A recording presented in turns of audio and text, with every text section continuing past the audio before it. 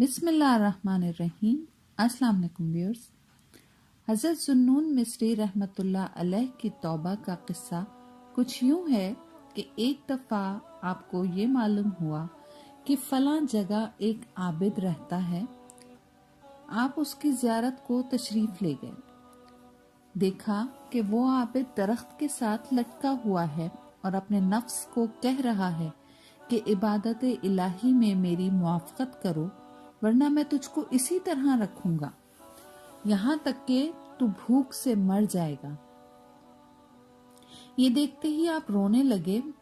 जब आबिद ने आपकी आवाज सुनी तो कहा कि कौन शख्स है जो ऐसे आदमी पर रहम खाता है जिसको शर्म थोड़ी है और उसके गुनाह बेशुमार हैं। ये सुनकर आप उस आबिद के पास गए और उसको सलाम करके कहा कि ये क्या हालत बना रखी है आपने। उसने कहा, ये जिस्म इबादत इलाही में मेरे साथ मुआफ़क़त नहीं रखता है और खलकत के साथ मिलना चाहता है। आपने फरमाया, मैं समझा शायद तूने कोई गुनाह कबीरा किया है या किसी मुसलमान को कत्ल किया है। उस बुजुर्ग ने कहा, तू नहीं जानता कि खलकत के साथ मिलना तमाम गुनाहों को दावत देना है। मैंने कहा, तू तो बहुत बड़ा जाहिद है। तब उस बुजुर्ग ने कहा, क्या तू मुझसे भी बड़ा जाहिद देखना चाहता है? फरमाया कि हाँ।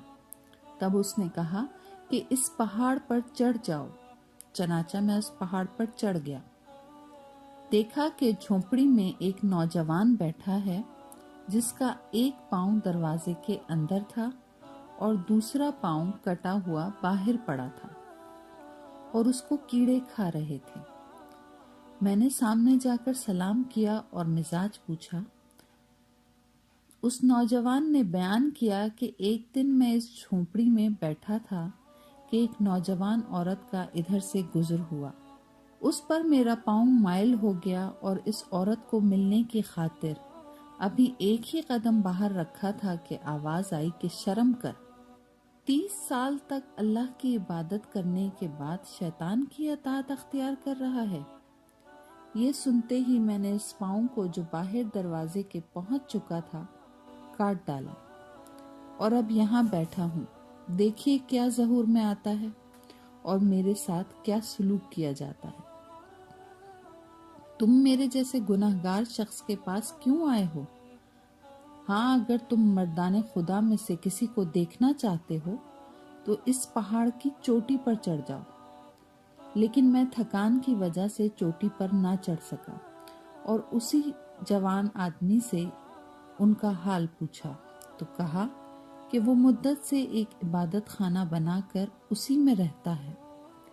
एक दफ़ा एक शख्स ने उससे झगड़ा किया कि इंसान को रोज़ी मेहनत और मुशक्क़त से हासिल होती है।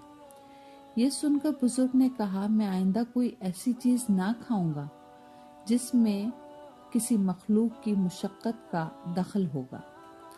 गर्ज चंद दिन गुजर गए, ना कुछ खाया ना पिया। तो अल्लाह ताला ने शहद की मक्खियों को उनके पास भेजा ताकि उनको शहद पहुंचाएं। आप फरमाते हैं कि इन बातों को सुनकर मेरे दिल में एक दर्द खलिश सी पैदा हुई और मैंने समझ लिया कि जो शख्स अल्लाह ताला पर तवक्कल कर लेता है, खुदावंद करीम उसका खुद कारसाज बन जाता है, उसकी मेहनत को जाया नहीं करता। इसी असना में जबकि मैं वापस आ रहा था तो देखा कि एक अंधा परिंदा एक दरख्त पर बैठा हुआ था। चनाचा वो परिंदा दरख्त से नीचे उतरा। मैंने कहा कि ये अंधा परिंदा कहाँ से खाता पीता होगा। मैं इसी ख्याल में था कि उस परिंदे ने अपनी चोंच से जमीन को खोदा। फौरन ही 2 प्यालियां कुदरत इलाही से नजर आईं जिसमें दाना और पानी था। अंधे परिंदे ने सैर होकर खाया पिया, फिर वो अपनी जगह पर जाकर बैठ गया।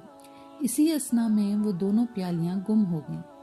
ये माजरा देखते ही आपका दिल हाथ से निकल गया और खुदावंदे करीम पर पूरा पूरा भरोसा हो गया और आपकी तौबा मुहक्किक हो गई।